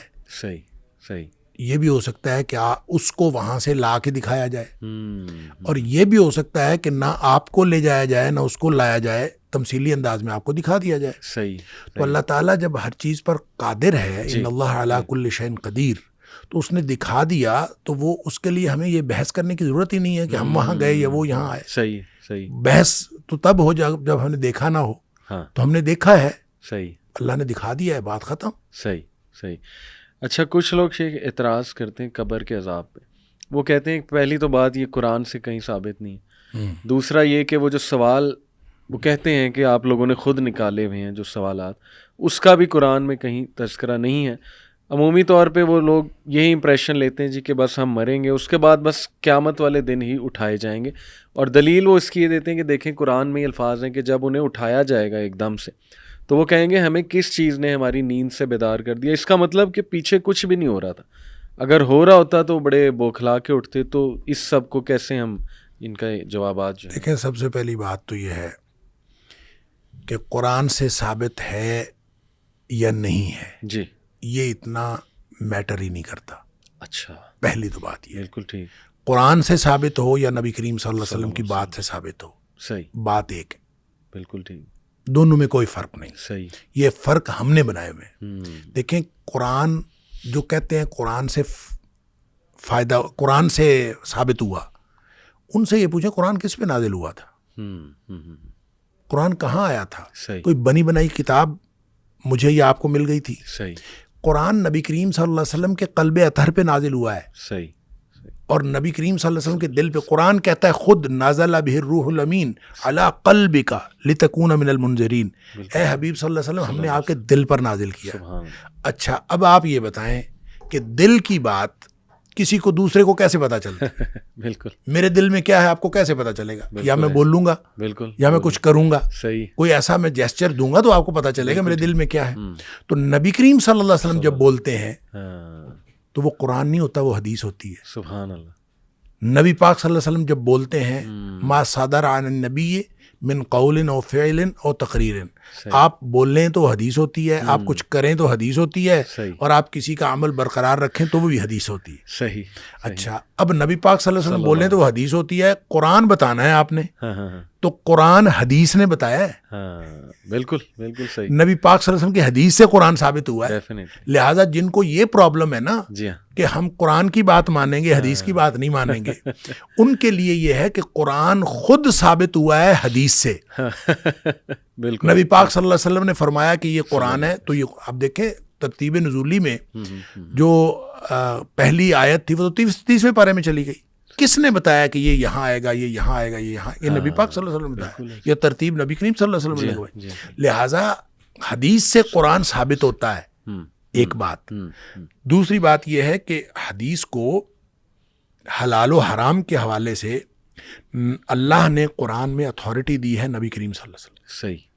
سورہ اعراف کی آیت نمبر 157 میں صحیح, اللہ تعالیٰ فرماتا ہے وَيُحِلُّ لَهُمُ الطَّيِّبَاتِ وَيُحَرِّمُ عَلَيْهِمُ الْخَبَائِثَ. جہاں نبی پاک صلی اللہ علیہ وسلم کی ڈیوٹیز کی بات کی, آپ کے فرائض کی بات کی, اس میں فرمایا یہ ان کے لیے جو پاکیزہ چیزیں حلال ٹھہراتا ہے اور جو ناپاک چیزیں وہ حرام ٹھہراتا ہے. حلال حرام کا جو اتھارٹی ہے اللہ نے نبی پاک صلی اللہ علیہ وسلم کو دی. صحیح, صحیح, صحیح. لہٰذا جو مچھلی کھاتے ہیں, میں تو اکثر کہتا ہوں جو مچھلی کھاتے ہیں جی جی, وہ پہلے مچھلی کے مردہ حلال ہونے کی دلیل قرآن سے دیں نا, یا مچھلی کھانا چھوڑ دیں یا ذبح کر کے کھایا کریں. قرآن نے کہا حرمت علیکم المیتۃ والدم, جی, ہر قسم کا مردار اور ہر قسم کا خون حرام ہے. صحیح, صحیح. بات ختم. بات ختم. بالکل. یہ تو مچھلی نبی پاک صلی اللہ علیہ وسلم فرمایا احلت لکم میتتان و دمان، دو خون دو مردار تمہارے لیے حلال ہے. اللہ اکبر. اس میں آپ نے فرمایا الحوت والجراد، جو دو مردار حلال ہیں، ایک مکڑی ہے صحیح پتے کھانے والی، صحیح، اور دوسری جو ہے وہ مچھلی ہے. اچھا تو اس سے جو ہے مچھلی کا مردار حلال ہوا ہے. بالکل. وگرنہ قرآن نے تو کیٹاگوریکلی مردار حرام کیا تھا. جی ہاں جی ہاں. اس کا مطلب یہ ہوا کہ جو بات نبی پاک صلی اللہ علیہ وسلم فرمائے وہ اسی طرح سے حلت و حرمت کا درجہ رکھتی ہے جس طرح قرآن کی بات حلت و صحیح حرمت. صحیح. اسی طرح قرآن نے کہہ دیا ما آتاکم الرسول فخذوہ وما نہاکم عنہ فانتہوا، جو کچھ اللہ کے رسول صلی اللہ علیہ وسلم تمہیں دیں وہ لے لو، اور جو جس سے روکیں رک جاؤ. یہ اتھارٹی ہے نبی پاک صلی اللہ علیہ وسلم کی کہ آپ ہاں کہہ دیں تو وہ بھی قانون بن جاتا ہے، آپ نہ کہہ دیں تو وہ بھی قانون بن جاتا ہے. پہلی تو بات یہ ہے. بالکل. لہٰذا جو کچھ نبی پاک صلی اللہ علیہ وسلم نے فرمایا ہے حدیث کے اندر وہ حجیت کے اعتبار سے اس کے اتنی ہی اہمیت ہے جتنی قرآن میں ہے. ٹھیک ہے. دیکھیں نا، حضرت ابن مسعود رضی اللہ تعالیٰ عنہ نے کسی خاتون سے کہا کہ یہ جو جوڑا کرنا ہے حرام ہے. جوڑا یہ جو خواتین اوپر جو بنا لیتی ہیں، تو اس نے کہا حرام ہے. اچھا، اللہ نے اس کو حرام کیا. صحیح. تو خاتون آگے سے کہتی ہیں کہ میں نے تو سارا قرآن پڑھا، اس میں تو بالوں کا ذکر ہی نہیں ہے. اچھا، تو تم کیسے کہتے ہو حرام؟ عبداللہ بن مسعود رضی اللہ تعالیٰ عنہ نے فرمایا کہ یہ بتائیں کہ قرآن میں آپ نے یہ نہیں پڑھا ما آتاکم الرسول فخذوہ وما نہاکم عنہ فانتہوا، جو اللہ کے رسول صلی اللہ علیہ وسلم دیں وہ لے لو اور جس سے منع کرے اسے رک جاؤ. وہ کہتی ہیں ہاں یہ تو پڑھا ہے. تو انہوں نے فرمایا کہ یہی تو نبی پاک صلی اللہ علیہ وسلم نے منع کیا ہے. جب نبی پاک صلی اللہ علیہ وسلم نے منع کیا تو ایسے ہی ہے جیسے قرآن نے منع کیا. لہٰذا جب عذاب قبر کا ذکر احادیث کے اندر آ گیا تو وہ ایسے ہی ہے جیسے قرآن میں آ گیا، کیونکہ وما ینطق عن الہوی ان ہوا الا وحی یوحی، نبی پاک صلی اللہ علیہ وسلم کے بارے میں قرآن نے فرمایا ہے کہ آپ اپنی مرضی سے نہیں بولتے، آپ کے اوپر وحی آتی ہے تو بولتے ہیں. لہذا نبی پاک صلی اللہ علیہ وسلم جو کچھ فرمایا ہے، عذاب کی باتیں آپ نے عذاب قبر کی جتنی باتیں بتائی ہیں وہ ساری کی ساری اسی طرح سے اتھینٹک ہیں جس طرح سے اگر صحیح حدیث ہو. اگر صحیح حدیث ہو تو وہ اسی طرح سے اتھینٹک ہے جس طرح سے قرآن اتھینٹک. دوسری بات یہ ہے کہ قرآن کے اندر کم از کم 4 مقامات پر ایسے اللہ کریم نے ایسی آیات ہیں کہ جس میں واضح طور پر عذاب قبر کا تذکرہ ہے. جی، یعنی اس سے یہ محسوس ہوتا ہے کہ جس دن مریں گے اس دن اس کے اوپر عذاب آئے گا. اشارتاً یعنی آپ کہہ نہیں اشارتاً نہیں بلکہ صراحتاً. مثلاً قوم فرعون کے بارے میں، آل فرعون کے بارے میں فرمایا بالکل کہ صبح و شام وہ آگ پر پیش کیے جاتے ہیں. بالکل بالکل صبح و شام وہ آگ پر پیش کیے جاتے ہیں، اور جب قیامت والا دن ہوگا تو ان کو لیے بڑے عذاب کی طرف جائیں گے. اس کا یہ صبح و شام جو جس عذاب پر پیش کی جاتے کہاں ہے؟ یہ میرے خیال سورہ فصلت ہے، یہ سورہ مومن ہے، سورہ غافر جس کو کہتے ہیں. جی جی جی، یہ سورہ غافر ہے. اس کے علاوہ سورہ توبہ کے اندر، سورہ انعام کے اندر، سورہ ابراہیم کے اندر کم از کم 4 مقامات قرآن میں ایسے ہیں جس سے اس طرح کے واضح اشارات موجود ہیں جس کو آپ عذاب قبر کہہ سکتے ہیں. اب عذاب قبر کا نام لے کے تو قرآن نے نہیں کہا، لیکن وہ عذاب قبر ہی ہے. جب آپ مر کے قبر میں گئے تو عالم برزخ کی بات. بالکل. اچھا، اسی طرح جیسے سورہ انعام کے اندر غالباً ہے کہ ان کو جب فرشتے جو ہیں آگے سے بازو پھیلائے ان کو وصول کرتے ہیں اور ان کو کہتے ہیں اخرجوا انفسکم. یہ وہی بات ہے، وہی الفاظ ہیں جو حدیث میں آ رہے ہیں کہ اخرجی، باہر نکلو. تو یہاں اخرجوا انفسکم، اپنی جانوں کو باہر نکالو. یعنی فرشتے یہ کہہ رہے ہوتے ہیں کہ اپنی جانوں کو باہر نکالو، اور اسی دن قرآن کہتا ہے کہ اسی دن ان کو پھر رسوائی کا عذاب ہوتا ہے. اسی دن رسوائی کا عذاب دیا جاتا ہے. تو جس دن جان نکلی اسی دن کوئی حشر تھوڑی ہو گیا ہے، عالم آخرت تھوڑی آ گیا، عالم برزخ ہے.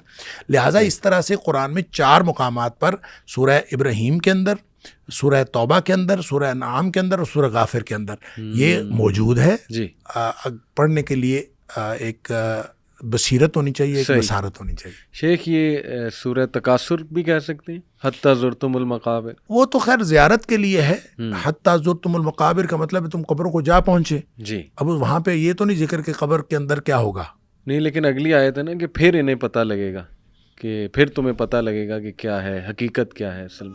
ہاں، اشارتاً آپ کہہ سکتے ہیں کہ یہاں بھی ذکر ہے کہ اس کے بعد تمہیں پتہ چلے گا. اس کا تو خیر یہ تعویل ہو سکتی ہے نا، جیسے آپ نے کہا کہ وہ سورہ یاسین میں انہوں نے کہا کہ ہماری آرام گاہوں سے کس نے اٹھایا، خواب گاہوں سے، تو اس کا مطلب پیچھے کچھ نہیں ہو رہا ہوگا.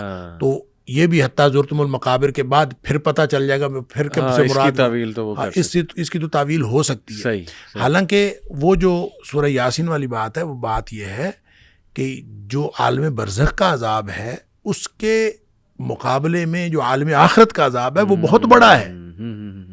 لہٰذا اس عذاب کو جب دیکھیں گے تو اس کو وہ سمجھیں گے کہ یہ تو آرام تھا, یہ اس کے مقابلے میں بالکل ہے. بالکل بالکل ہاں جی, یہ اس کے مقابلے میں صحیح. سمجھیں گے. بالکل تو ٹھیک. بہرحال یہ قرآن کے اندر یہ عذاب قبر کا ذکر موجود ہے, عذاب برزخ کہہ لیں, ٹھیک ہے عذاب برزخ کا ذکر موجود ہے اور صحیح. حدیث کے اندر اس کی وضاحت موجود ہے. بالکل. تو اب اور آپ کو کیا چاہیے؟ اصل بات یہ ہے کہ جس نے ماننا ہو جی. کوئی مانتا ہے, اور جس نے نہیں ماننا اس کو ہزار دلیلیں دے دے نہیں مانتا. ایسے ہی ہے شیخ. منکر نکیر واقعی ہی بہت ان کی مطلب حدیث میں آتا ہے نا کہ ڈراؤنی شکل ہوگی تو مومن کے سامنے بھی ہوگی, اور وہی یہ 3 سوال کریں گے. سوال تو ہیں جی فرشتے آئیں گے ٹھیک ہے اور وہ آ کے سوال کریں گے. صحیح. اب وہ شکلیں ان کی کیسی ہوں گی؟ حدیث میں آتا تو ہے ڈراؤنی شکل کے, لیکن جیسے میں نے پہلے عرض کیا کہ مومن کے لیے ہر مرحلہ آسان ہوگا. تو یہ ہو نہیں سکتا کہ مومن کے لیے بھی اسی طرح سے ڈراؤنی شکل ہو. ہاں صحیح یعنی ہوں گے تو ڈراؤنی شکل کے, ٹھیک. لیکن مومن اس کو کمفرٹیبل فیل کرے گا. صحیح. ایسا نہیں ہے کہ مومن جو ہے اسی طرح سے ڈر رہا ہو. مومن کے ڈر سارے موت سے پہلے ختم ہو گئے. اللہ. نبی پاک صلی اللہ علیہ وسلم نے فرمایا تھا, حضرت فاطمہ رضی اللہ تعالیٰ عنہا رو رہی تھی, انہوں نے فرمایا تھا تیرے باپ کے اوپر آج کے بعد کوئی سختی نہیں, بس ساری سختیاں دنیا میں تھیں. تو مومن انشاءاللہ اللہ کے رسول صلی اللہ علیہ وسلم کے سچے امتی, ان کے لیے ساری سختیاں دنیا میں ہیں, آخرت میں کوئی سختی نہیں ہے. وہ یہاں سے گئے, جو ہی جان نکل گئی, اور جان بھی نکلنی ہے, وہ اٹ سیلف ایک راحت ہے. صحیح. وَجَعَلِ الْمَوْتَ رَاحَةً لِّي مِن كُلِّ شَرٍ, اور وہ اٹ سیلف راحت ہے, اور اس کے بعد آگے راحت ہی راحت ہے انشاءاللہ.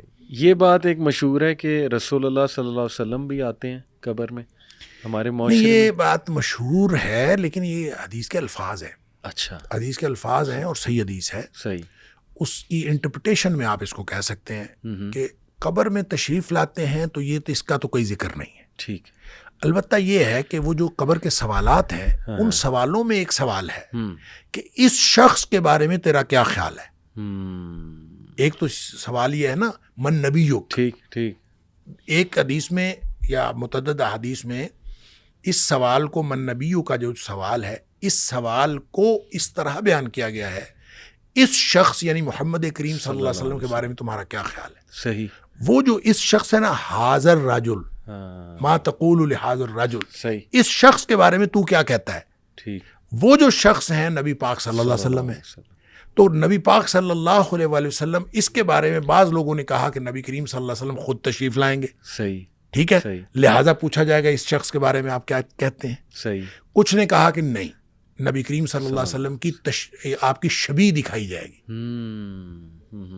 آپ کی تصویر دکھائی جائے گی, اور پوچھا جائے گا اس کو جانتے ہیں اور یہ کیسے ہیں, یہ کون ہے. صحیح. تو وہ پھر جو شخص نبی کریم صلی اللہ علیہ وسلم کی سنت پر چلا ہوگا وہ پہچان لے گا نبی پاک صلی اللہ علیہ وسلم. اور یہ پہچاننا اس بات سے نہیں پہچانا جانا کہ ہم نے کوئی تصویر نبی پاک صلی اللہ علیہ وسلم کی دیکھی ہوئی. یہ سارے سوالات کے جوابات ہیں ایمانی بصیرت پر. بالکل. اب دیکھیں نا, اتنے آسان سوال ہے, من ربک, صحیح, من نبیک, صحیح, ما دینک.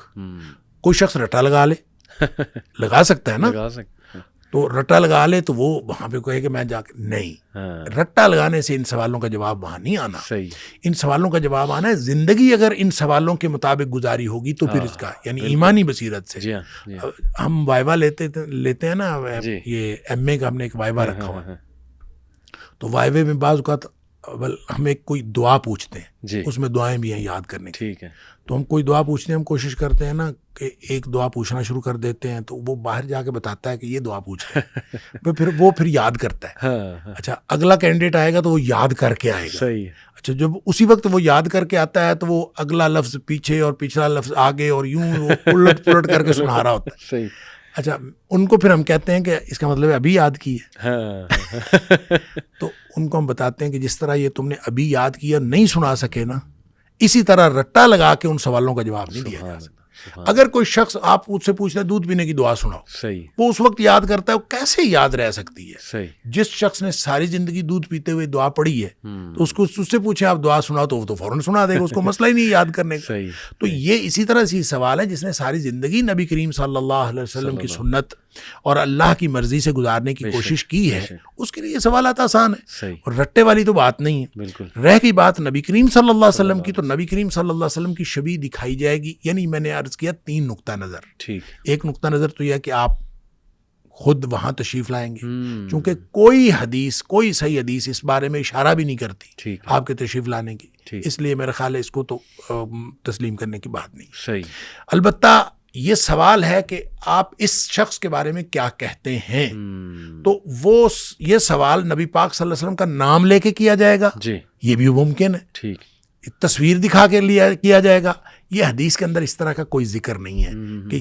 سوال موجود ہے، سوال لہٰذا اس سوال سے کوئی شخص یہ سمجھ لے کہ آپ کی شبیہ دکھائی جائے گی تو سمجھا جا سکتا ہے، اور یہ سمجھ لے کہ نہیں اس سے صرف نبی پاک صلی اللہ علیہ وسلم کا نام نامی اس میں گرامی لے کر سوال پوچھا جائے گا، تو یہ بھی ممکن ہے۔ لیکن آپ صلی اللہ علیہ وسلم کے تشریف لانے کے لیے کسی بھی حدیث کے اندر ایسا کوئی تذکرہ ہمیں ملتا نہیں ہے۔ بالکل ٹھیک۔ اللہ عالم۔ چند آخری سوال شیخ کہ ہمارے ہاں ہمارے کلچر میں تدفین کے وقت کچھ ایسی چیزیں دیکھنے کو ملتی ہیں جو بڑی عجیب و غریب چیزیں، جیسے سبز چادر بچھا دینا قبر میں، یا کلمہ لکھا ہوتا ہے وہ پورا رول کر کے مردے پہ، وہ بھی سبز رنگ کا ہوتا ہے وہ، پھر جو مردے کو دفناتے ہی سورہ یاسین پڑھی جاتی ہے یا سورہ ملک پڑھی جاتی ہے، وہ یہ سوچ کے کہ قبر کے عذاب سے سورہ ملک جو ہے وہ بچاتی ہے۔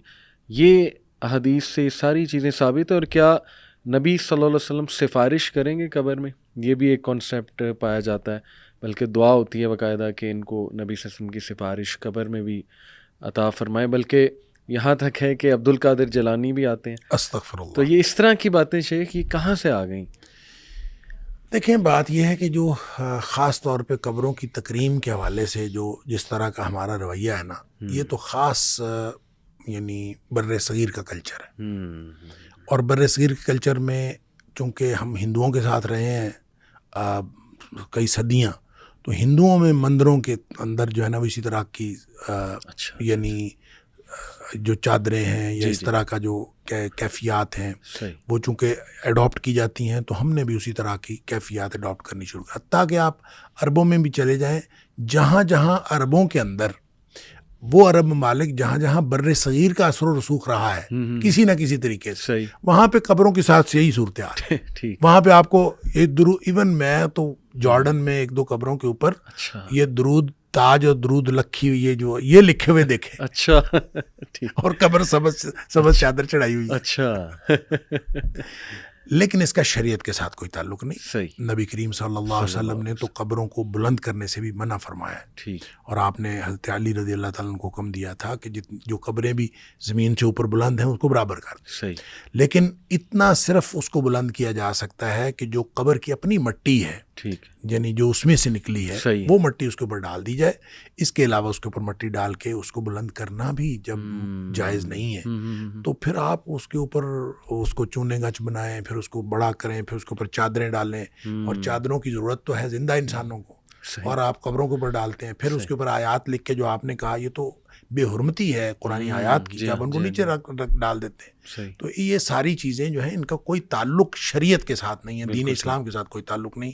دیکھیں اب بڑی حال ہی میں ایک پنجاب کے اندر یہ پابندی لگی ہے کہ آئندہ جو قبروں کے اوپر یہ جو کسی بھی طرح کی چادر چڑھائی جائے گی تو اس کے اوپر آیات نہیں ہوں گی، یہ ابھی پابندی لگی ہے، محکمہ اوقاف نے اس کے اوپر پابندی لگا دی ہے، اور اس پہ سارے مکاتب فکر نے اتفاق کیا ہے، اور الحمدللہ جو میں یہ سمجھتا ہوں کہ سب مل کے سر جوڑ کے بیٹھیں تو حق کی طرف جا سکتے ہیں، اور آہستہ آہستہ چیزیں جو ہیں بہتر ہو سکتی ہیں، اور یہ اس کی دلیل ہے کہ یہ حال ہی میں پورے پنجاب کے اندر یہ پابندی لگ گئی۔ زبردست زبردست۔ تو سورہ ملک اس وقت پڑھنا وہ نہیں، سورہ ملک دیکھیں، سورہ ملک تو پڑھنی ہے اگر خود زندگی میں پڑھی ہوگی صحیح تو وہ عذاب قبر سے بچائے گی، ٹھیک کسی کے پڑھنے سے نہیں عذاب قبر سے بچاتی. یہ تو کام ہی سوکھا ہے کہ آپ حافظ قرآن کو دے دیں، چند روپے دے دیں، اس کو تنخواہ دے دیں کہ چل بھی شاباش سورہ ملک پڑھے رکھا کرو تو آپ کا عذاب قبر سے نجات دے دے گی. یہ تو نہیں ہوتا. سورہ ملک روزانہ رات کو پڑھنے کے لیے نبی پاک صلی اللہ علیہ وسلم نے فرمایا کہ 30 آیات کی ایک صورت ہے اور جو عذاب قبر سے بچاتی ہے جو شخص رات کو پڑھتا ہے. لیکن آپ نے ساتھ یہ بھی فرمایا کہ کم لوگ ہوں گے اس کو پڑھنے والے، اس لیے کہ اس وقت نیند آئی ہوتی ہے اور جس نے یاد بھی کی ہوئی ہے اس کو بھی یہ ہوتا ہے کہ چل یار خیر ہے. تو اس وقت اگر پڑھنا ہے تو اس کے لیے عذاب قبر سے نجات ہے کہ وہ موت، اصل میں نیند بھی جیسے میں نے پہلے عرض کیا وہ موت اور نیند کی آپس میں مشابہت ہے. تو نیند کے وقت موت کی سی تیاری کر کے سونا اور اپنے معاملات سارے کلیئر کر کے سونا، اصل بات یہ ہے. 3 دفعہ استغفار پڑھیں آپ، آیت الکرسی پڑھیں آپ، جو دعائیں نبی پاک صلی اللہ علیہ وسلم بتائیں وہ پڑھیں، سورہ ملک پڑھیں، پھر آپ سوئیں تاکہ ساری ہر طرح کی چیزیں جو ہیں آپ نے سمجھیں آپ اپنی طرف سے مر رہے ہیں. بالکل ٹھیک. اور مرتے وقت جس طرح کی یعنی معافی کی ضرورت ہے اللہ سے مانگنے کی، اس طرح کی معافی مانگ کے سوئیں. اور جو معافی مانگے بغیر یا عشاء کی نماز پڑھے بغیر جو سو جاتا ہے اس طرح سے، تو یہ تو میں سمجھتا ہوں دنیا کائنات کا سب سے بڑا رسک ہے کہ بغیر کسی یعنی گناہ کی معافی مانگے اور بغیر عشاء کی نماز پڑھے یا بغیر کسی تیاری کے آپ سو گئے تو آپ نے تو سب سے بڑا زندگی کا سب سے بڑا رسک لے لیا. اللہ اکبر. شیخ آخری سوال کہ یہ حدیث میں آتا ہے کہ جب مردے کو دفنایا جاتا ہے تو وہ قدموں کی چاپ سنتا ہے جو دفنا کر واپس جا رہے ہوتے ہیں. تو اس سے تو یہ بھی اخذ کیا جا سکتا ہے کہ اس کا مطلب اسے موت کے بعد بھی سنائی دیتا ہے، اور وہ پھر ظاہر ہے یہ سنائی دے رہا ہے تو باقی چیزیں بھی پھر سنائی دیتی ہیں. تو اس کا مطلب کہ موت جسے آ چکی ہے فوت شدہ بندے سے مطلب کوئی بات کی جا سکتی ہے یہ سوچ کے کہ جی اسے سن رہا ہے. دیکھیں اللہ تعالیٰ نے قرآن میں فرمایا انک لا تسمع الموتیٰ. صحیح. نبی پاک صلی اللہ علیہ وسلم نے فرمایا کہ آپ مردوں کو سنا نہیں سکتے. ٹھیک. یہ ہے نص قطعی. اور نص قطعی جو ہوتی ہے اس کے بارے میں استثناء بھی کسی نص سے ثابت ہونا چاہیے. صحیح. نص قطعی کا مطلب ہے کہ مردے کو ہرگز نہیں سنایا جا سکتا. ٹھیک. بات ختم. ٹھیک. اب اس میں استثناء 2 باتیں نبی پاک صلی اللہ علیہ وسلم فرمائی، وہ استثناء ہو گیا. صحیح ہو. وہ نص میں آ گئی. ایک تو نبی کریم صلی اللہ علیہ وسلم نے جو بدر کے مقتولین تھے تقریباً 24 لوگ تھے کہ ان کو ایک کنویں میں ڈالا گیا. صحیح. اور ان کے ساتھ نبی کریم صلی اللہ علیہ وسلم نے کلام فرمایا، خود آپ نے ان سے خطاب فرمایا. حضرت عمر فاروق رضی اللہ تعالیٰ نے کہا بھی اللہ کے رسول صلی اللہ علیہ وسلم یہ تو مردے ہیں، ان کے اندر تو جانیں ہیں، روحیں ہیں ہی نہیں، تو یہ تو مردے ہیں، جسم ہیں، تو آپ کس سے خطاب فرما رہے ہیں؟ تو نبی کریم صلی اللہ علیہ وسلم فرمایا کہ جتنا تم سن رہے ہو نا اس سے زیادہ یہ سن رہے ہیں. اللہ اکبر. اس کا مطلب سن رہے ہیں. بالکل صحیح. اسی طرح جو آپ نے حدیث بتائی کہ مردہ قدموں کی چاپ سنتا ہے، جو لوگ دفنا کے واپس جا رہے ہوتے ہیں تدفین کر کے ان کے قدموں کی چاپ سنتا ہے، تو سنتا ہے. یہ 2 باتیں ہو گئی، یہ 2 استثناء ہو گئے. صحیح. رہی بات یہ کیسے سنتا ہے، یہ ہم اس پر بحث کر نہیں سکتے، لیکن سائنس نے مسئلہ حل کر دیا.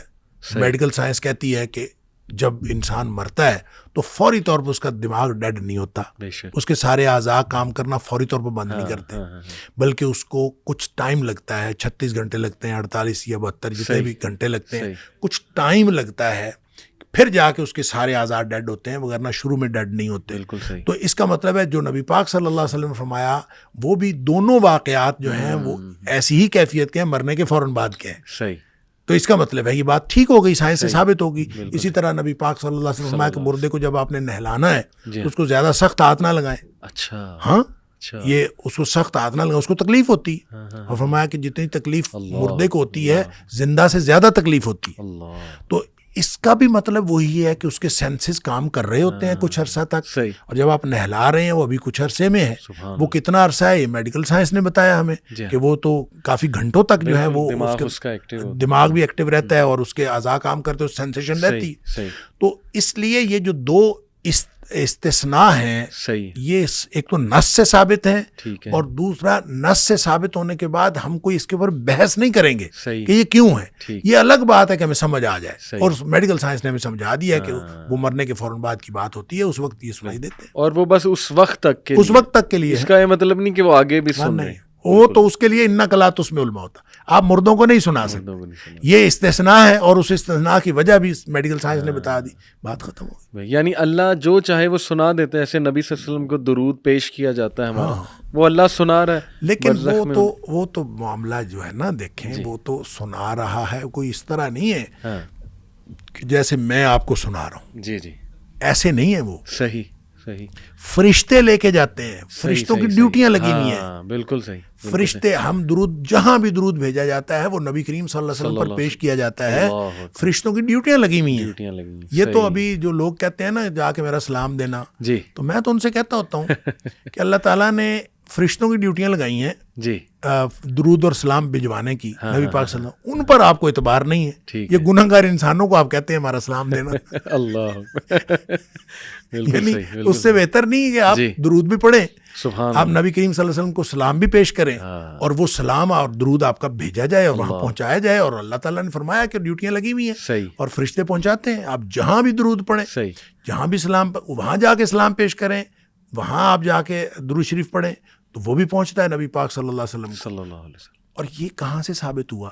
یہ بھی نص سے ثابت ہے. جی جی جی جی یہ بھی خود نبی کریم صلی اللہ علیہ وسلم نے بتایا کہ میرے اوپر جہاں سے بھی درود پڑھا جاتا ہے میرے اوپر پیش کیا جاتا ہے. بات ختم ہو گئی. اصل میں نا ہم پڑھ جاتے ہیں اس کی یعنی مطابقت کے ساتھ ہم نئے مسائل اس میں سے انفر کرنا شروع کر دیتے ہیں. تو یہ جو انفرنس ہے نا, یہ تو آپ کی انفرنس اور ہوگی, میری انفرنس اور ہوگی, پھر ہر ایک کا اپنا الگ. تو نص نے جو کچھ بتا دیا, جو بات نبی پاک صلی اللہ علیہ وسلم نے بتایا, بس اتنی. اس کے بعد ہم آگے حد آ جاتی, ہم اس کے بعد اپنی طرف سے کوئی چیز ایڈ آن نہیں کر سکتے. اور قبرستان جا کے جو مردوں کو سلام کیا جاتا ہے, السلام علیکم یا ونس اگین, وہ بھی ایسے ہی ہے, وہ بھی ان کو پیش کیا جاتا ہے, ان کو فرشتے پہنچاتے ہیں, فرشتے پہنچاتے. اگر نہ ہوتا تو ہم کیسے کہتے؟ صحیح. جب ہم السلام علیکم کہتے ہیں, یہ ایک ہوتا ہے ڈائریکٹ سننا. صحیح. اب اندازہ کریں کہ ہماری کیسی لاجک اور کیسی عقل ہے. جی جی. وہ اللہ جس نے اعلان کیا ہے کہ اجیب دعوت الداعی اذا دعان, کہ میں ہر وقت ہر جگہ پکارنے والے کی پکار کو سنتا نہیں, قبول کرتا ہوں. اللہ, جس نے یہ اعلان کیا ہے اس کے بارے میں ہمیں شک ہے کہ ڈائریکٹ نہیں سنتا. سبحان. اور جو منو مٹی کے نیچے پڑا ہے, سبحان, جس کے بارے میں قرآن کہتا ہے انک لا تسمع الموتیٰ, سبحان, کہ آپ مردوں کو نہیں سنا سکتے, اس کے بارے میں ہمیں یہ یقین ہے کہ یہ ڈائریکٹ سنتا ہے. سبحان اللہ. اصل میں یہ عقیدے کی بات ہے. بالکل صحیح. اور عقیدہ ڈائریکٹ سننا بغیر کسی درمیان میں کنیکشن کے, یہ اللہ کا کام ہے. صحیح. یہ اللہ کی شان ہے. سبحان اللہ. اور مخلوق یہ نہیں کر سکتی, یہ مخلوق کی شان نہیں ہے. بالکل. خالق کی شان ہے کہ وہ بغیر کسی واسطے, وسیلے, رابطے, کنیکشن کے بغیر جب بھی آپ کسی کو, تو وہ سنتا ہے. اللہ. لیکن یہ انک لا تسمع الموتیٰ, ان کے بارے میں جب قرآن نے کہہ دیا تو بات ختم. باقی اس کے علاوہ جو چیز شریعت نے استثناء دے دی, نبی پاک صلی اللہ علیہ وسلم نے, آپ کی نص سے ثابت ہو گیا, حدیث سے ثابت ہو گیا, دیٹس فائن. صحیح حدیث سے ثابت ہو گیا, ہم تسلیم کر لیں گے. صحیح حدیث نہیں ہے جی, پھر اس کے بعد نہیں, ہم تسلیم نہیں کر. ہم اپنی طرف سے بنا کے کوئی چیز نہیں بنا سکتے. یہ دین ہے, اور دین کے بارے میں اتھارٹی اللہ کریم نے نبی کریم صلی اللہ علیہ وسلم کو دی. سبحان اللہ. اور نبی کریم صلی اللہ علیہ وسلم کے جو آپ نے دین دے دیا, تو اس کے بعد آپ نے ساتھ یہ بھی فرما دیا, من عمل عملا, جس نے کوئی ایک بھی عمل ایسا کیا, لیس علیہ امرنا, جس کے اوپر ہماری مہر نہیں ہے, صحیح, فہو رد, وہ ریجیکٹڈ ہے. اللہ. بات ختم ہو گئی. تو ہم کوئی بھی عمل کریں کیوں کریں؟ اللہ تعالیٰ رحمت فرمائے. جزاک اللہ خیر شیخ, ماشاء اللہ میرے علم میں بہت اضافہ ہوا, اینڈ آئی ایم شیور کہ آڈینس کے علم میں بھی, اور بہت ماشاء اللہ مسکنسیپشنز کو آپ نے بڑے اچھے سے ایڈریس کیا.